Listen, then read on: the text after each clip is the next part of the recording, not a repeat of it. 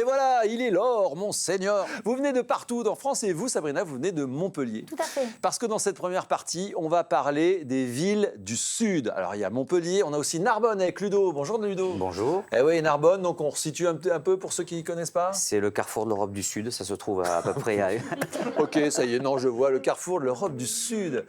ça se trouve à peu près à 1 heure de l'Espagne. Voilà, ok, 1 heure de l'Espagne, donc on est à côté de Perpignan en gros. Hein. Exactement. C'est-à-dire que quand on descend vers Barcelone, juste avant la frontière, il y a Narbonne. C'est ça. Si on va du côté de l'Italie, en revanche, ou de la Suisse, on passe par Annemasse. C'est ça. Et on a Sébastien Nous, qui on est est là. au milieu, entre nord et sud. Voilà. Mieux que le sud, mieux que le nord. Ouais. Ça, c'est le carrefour de l'Europe. Voilà. Bah, on avait dit des gens du Sud. Ouais, du Sud. Qu'est-ce Ouais, que ce jeune homme pas fait du là Sud. parmi Alors, nous? Annemasse, mais- c'est particulier. Ouais, mais en fait, le problème, vous voyez, c'est que vous pensez qu'en Haute-Savoie, on a des chalets en rondins, des Les sapins, montagnes, la j'ai une neige. chemise à carreaux, je coupe du bois et des marmottes qui me regardent. En fait, c'est ça. Mais ça. c'est pas ça du tout. Exactement ça. On est à 400 mètres d'altitude. 400 mètres, c'est rien. Ouais. Voilà. Non, en revanche, vous avez beaucoup de lumière, on va en parler tout à l'heure. Et puis on a Reda de Port-Saint-Louis-du-Rhône. Exactement, bonjour. Alors, bonjour Reda, c'est où Port-Saint-Louis-du-Rhône? Alors, on est exactement au centre de la Camargue, entre Arles, Ok, capitale de la photographie, oui. De Van Gogh. et Marseille. Et, de Van Marseille, Gogh aussi, voilà. exactement. De la photo. Donc en gros, près de Martigues, Istres, enfin tout ce Exactement. coin-là. Non. Donc une région lumineuse. Magnifique. Voilà. Et là, on rentre dans le manque de lumière, vous le savez. Et on a demandé à une psy très connue, c'est Christelle Albaré. Christelle Albaré, psychosociologue, qui nous dit justement ce qu'est le manque de lumière et qui ça touche exactement. On n'est pas tous égaux par rapport à ça. Il y a des personnes qui vont être plus sensibles que d'autres. Notamment, les personnes les plus sensibles, ça va être les enfants et les personnes âgées. Parce que on a, on n'a pas il y a une plus de sensibilité, notamment sur ce rythme circadien. C'est ce que j'explique, ce rythme biologique dont on a besoin, qui agissent sur notre humeur, sur notre sommeil et qui vont aussi agir sur notre fatigue. Donc, c'est vraiment des éléments à prendre en considération. Et même, puisque, comme j'ai dit, c'est à la fois biologique, les hommes et les femmes n'ont pas la même sensibilité. Et les hommes sont plus sensibles que les femmes. Et voilà, les hommes plus sensibles Ça que veut les dire femmes. quoi, Bon. ça? Eh bien, ça veut dire que les hommes sont plus sensibles au manque de lumière. D'accord. Vous le ressentez, vous, le manque de lumière?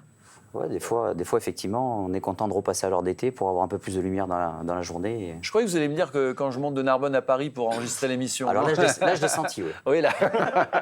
Non, Alors, mais- moi, je vais vous dire non, parce qu'à Port-Saint-Louis, on a un climat méditerranéen qui fait qu'on a entre 270 et 290 jours d'ensoleillement par an. Ah, On est l'une des villes les plus ensoleillées de Non, France. non, Ah, Montpellier, non, non. 300, je rajoute. Ouais, pareil, 300, non, je ça y est, rajoute. c'est environ Oui, 300. alors, je vais vous dire oui, mais par contre, la différence entre Montpellier et Port-Saint-Louis, c'est qu'à Montpellier, alors j'ai fait mes études, il n'y a que des bâtiments. Donc on peut avoir le soleil, mais Bah, si dans les rues on n'a que à de 8 l'ombre, kilomètres, on a à la mer. savoir...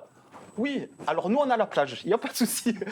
Pour Saint-Louis-du-Rhône, on a la plage, Bon, alors... par contre, il y a de la lumière Discussion partout. de- C'est sûr, Bienvenue, c'est sûr. bienvenue Alors- sur Sister dans cette battle entre Port-Saint-Louis-du-Rhône et Le Montpellier. Sud contre le Sud. Le Sud contre le Sud. Non, mais c'est vrai que dans le Sud, le manque de lumière, on le ressent moins, mais il existe quand même. Et puis il va exister selon là où on habite aussi. Si vous habitez en rez-de-chaussée, vous aurez moins de lumière. Si vous habitez en étage, vous aurez de la lumière. Si votre appartement est encombré, effectivement, il y a aussi moins de lumière. Et on peut voir aussi le vis-à-vis. Enfin, on peut rajouter quand même beaucoup de critères. Bon, mais l'hiver, quand on est dans le Sud, on a tendance à vouloir ouvrir un peu tout. On pense toujours à l'été qui arrive derrière. Ah oui, là, par L'inconvénient, contre, c'est qu'à l'été prochain, effectivement, C'est la si on fournaise. est plein sud et qu'on n'a pas prévu de se mettre à l'abri du soleil, par contre, on risque d'avoir effectivement très chaud dans la maison. Et alors, est-ce qu'il y a des solutions? Et il existe plein de solutions aujourd'hui. Il y a des solutions toiles d'ombrage ou sinon des pergolas, des choses comme ça. Aujourd'hui, on peut mettre des pare-soleil sur les ouvertures qui font à peu près 1 mètre de profondeur et qui permettent d'avoir de l'ombre l'été, de gagner entre 3 et 5 degrés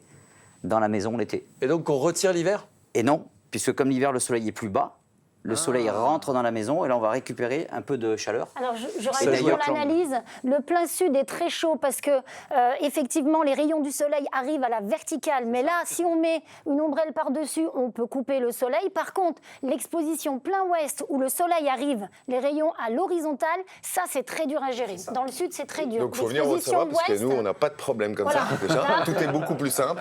Pas de problème je d'orientation. pense que le plein ouest est très très chaud, c'est violent chez nous. Hein. Oui, l'après-midi. En fin En d'après-midi. fin ouais. d'après-midi. Et Plus là-bas- l'immeuble, il a Et pris c'est vrai la que chaleur. l'avantage d'avoir un bien exposé plein sud, c'est qu'on a le soleil toute la journée et aussi tout l'hiver. Oui, Ouais, mais alors vous ne pouvez pour pas y l'hiver, aller c'est dans le sûr. sud. Alors Pourquoi que nous, en Haute-Savoie, plein sud, ouest, on peut encore faire l'apéro parce qu'on n'a pas trop chaud. Que chez vous, c'est pas vivable, quoi. Ah non, Oui, mais c'est sûr qu'après, l'été, ouais. L'été. Par contre, vous faites l'apéro que l'été. Oui, effectivement. Nous, on arrive à le faire quasiment toute Ouais, l'année. c'est quand vrai, même. effectivement. Mais, Ah, ben, ça va être mais compliqué. quand même avec modération, évidemment. Oui, on fait l'apéro au jus de fruits, hein, comme le c'est petit vrai. déjeuner. Bon, là, c'est l'hiver. Le changement d'heure fait que quand même, vers 17h, 17h30, tout à fait. on perd en Ouais, c'est lumière. clair. Vous avez trouvé une solution, Sabrina, pour rapporter de la lumière dans un Dans un appartement. appartement, tout à fait. On était en dernier étage. Alors, regardez, dernier étage, on est sur un loft. Le propriétaire, carrément, il a coupé le toit. Et il a mis une verrière. Ah Donc, oui.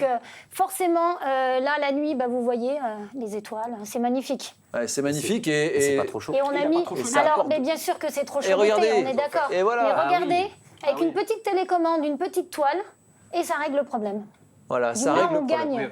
il faut un budget de travaux conséquent. Ah, là, on est sur un loft de qualité, oui. Il faut un D'accord. budget conséquent. Mais par contre, c'est pas tout le monde qui a un toit ouvert sur sa tête. Ouais, mais chez nous, pas possible non plus. La pluie, trop de bruit. C'est pas faux. Par Ouais. contre, en cas de pluie, On va à ça Montpellier, peut on a faire du compris. bruit. Mais chez nous, c'est rare quand même. Ouais, c'est vrai. C'est pour ça qu'on va à Montpellier. Mais c'est vrai que dans beaucoup de régions, et y compris dans le sud, je le dis encore, hein, vraiment, la lumière est moins forte l'hiver, donc on va essayer de récupérer. Pourquoi pas, en effet, avec un puits de lumière, justement, qu'est-ce qui est mieux entre la fenêtre ou Ça va dépendre en fait du toit qu'on a. C'est vrai que si on a des toits plats, un Velux ou moins, une fenêtre de Le toit Velux, ça classique, apportait de la ça va être lumière, plus c'est compliqué. certain, hein. Après, il existe aussi des tunnels qu'on pose avec une fenêtre de toit en haut et un tube en inox qui ramène la lumière dans la maison. Alors ça marche bien dans les escaliers. Et ça va bien dans les pièces Et ça bornes, fait, effectivement, dans les ça fait petites un petit pièces. hublot d'escalier et il y a Voilà, un tuyau qui exactement. sort sur la toiture Et qui on amène la récupère- lumière naturelle. On récupère 90% de la lumière naturelle, donc c'est très efficace. Dans C'est les... équivalent à une ampoule de 60 watts, C'est ça. donc une vraie lumière. Et aujourd'hui, effectivement, on met aussi pas mal de verrières quand on veut avoir des pièces fermées mais garder la lumière. Les verrières, effectivement, c'est... Et voilà comment, en quelques minutes, on se rend compte que ces gens-là qui disaient oui, non, dans le sud, la lumière, on n'en a pas besoin, en fait, vous avez trouvé des solutions. Parce que c'est une problématique d'avoir moins de lumière l'hiver, même dans le sud. Justement, les puits de lumière, ça peut être une solution. Les fenêtres de toit, qu'on appelle aussi Velux, c'est devenu un Oui, c'est générique, vrai que c'est devenu même s'il y a d'autres marques, évidemment. Voilà. C'est quoi le mieux ? Eh bien, Aurélie Péloquin est allée voir un spécialiste. Un puits de lumière va pouvoir se positionner sur un toit droit. Par exemple, on est dans une cuisine, on veut mettre un puits de lumière à portée de la lumière, on peut. Alors qu'un Velux, il faut bien sûr avoir la pente qui soit dessinée. Un puits de lumière ne s'ouvre pas alors qu'une fenêtre de toit va s'ouvrir. Le budget va dépendre de la taille de la fenêtre de toit. Mais en moyenne, voilà, c'est une fenêtre de toit 118-98, on est aux alentours des 1200-1300 euros hors taxe. Il faut régulièrement incorporer le volet solaire ou électrique. TTC, on peut être aux alentours des 3000 euros. C'est très malin, les fenêtres de toit aujourd'hui. Après, on parle de la technologie, mais il y a aussi, quand on regarde les anciens, souvent, ils avaient sur leur terrasse des tonnelles ou des treillis, des choses comme ça, avec des végétaux dessus, qui du coup faisaient de l'ombre l'été, et comme les feuilles tombaient l'hiver, ils récupéraient toute la lumière. Et là, vous êtes malin, c'est que c'était souvent de la vigne. Exactement, c'était de la vigne. Il faut quand même prendre des arbres à feuilles caduques qui tombent l'hiver. C'est ça, ouais, bah, C'est quand même souvent c'était de la vigne, justement. C'est souvent des c'était de la vignes ou vigne. des chênes C'est qui, ça, ouais, tout à fait. effectivement, ramènent de la fraîcheur. Ouais. Après, il y a aussi les pergolas avec les... Bioclimatiques, avec les- bioclimatiques, avec- oui. Mais je pensais à autre chose. Ah oui, avec les canisses. Avec les canisses, Avec les voilà. canisses, avec c'est les les canisses, canisses, c'est les canisses. Voilà, Les canisses, c'est du Hein, chinois. voilà. C'est plus D'ailleurs, à la mode, mais c'est bien du Sud. Eh oui, évidemment, mais voilà, ça donne ce petit côté provençal aussi. Et alors, qu'est-ce qu'on fait quand on a des pièces qui sont vraiment sombres, qui le sont déjà un peu en été, alors on aime bien parce qu'il fait frais, mais l'hiver, c'est vraiment sombre. Qu'est-ce qu'on fait ? Alors nous, on a ce problème. On avait ce Vous problème. avez beaucoup de problèmes dans le sud. Qui quand était même, de- Ah, on a encore permet de le plus de dire. solutions. C'est pas On a possible, encore là. plus de solutions. Alors, ce qui est bien, Nous, on a beaucoup moins de problèmes en Haute-Savoie. c'est pas En fait, bien. on fait en fonction de la région où on vit. Nous, il y a des montagnes autour de nous, donc si on choisit les expositions. Si vous voulez un peu moins de lumière, vous mettez une exposition nord, une exposition est, parce qu'entouré de massifs, on se cache de la lumière naturellement, et on a beaucoup moins besoin de choses que vous. Et du coup, par contre, vous avez plus d'éclairage Artificiel. artificiel. Si on en dans a les besoin. maisons. Il y a des gens qui aiment bien avoir peu de lumière. Mais ça, c'est C'est le côté montagnard, c'est c'est ça quand même typique montagnard. On s'adapte en fait. On ne peut pas Exactement. lutter Et puis il y a la cheminée aussi qui éclaire un peu. Voilà, il y a ça aussi. Ils peuvent pas aller chercher la lumière qui n'existe pas. Il y a un moment, on peut faire Non, mais toutes par les contre, Donc, vous quand vous ça trompez, existe Sabrina, pas, eh bien, parce On que se trompe sur Annemasse. Ouais, vous vous On va trompez tous parce aller à que- non, mais- Annemasse. Ouais. nous, si on monte un peu, on a de la luminosité et des vues que vous n'avez pas. Bon, le manque de lumière dans les pièces occultes. Qu'est-ce qu'on fait quand les pièces un peu sombres l'été deviennent carrément sombres là au moment où on passe à l'heure d'hiver? Déjà, on peut repeindre dans des couleurs claires. Déjà, on analyse beaucoup. Quand on rentre dans les appartements, vous voyez une tapisserie verte foncée, violet foncé, mettez des couleurs claires. Voilà. Ensuite, il faut quand même que la pièce soit assez aérée. Si vous encombrez votre pièce, ça ne va pas vous aider. Voilà, des C'est petites bon. infos. De bonnes astuces de grand-mère, Je reste grand-mère. de mémé Grand-mère. Sabrina. Mais il y a aussi évidemment la lumière artificielle. Artificielle, ouais. Et alors, alors c'est pas juste mettre un lustre ou juste mettre deux appliques.